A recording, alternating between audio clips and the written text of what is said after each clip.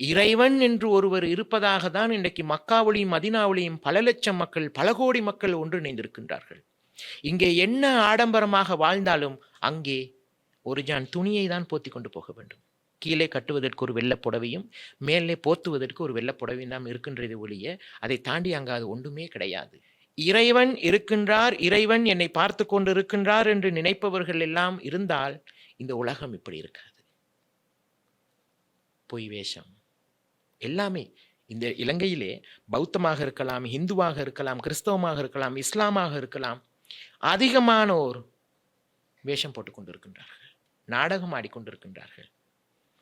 இந்த உலகத்தில் முதலாவதாக நரகம் போவதாக இருந்தால் யார் தெரியுமா?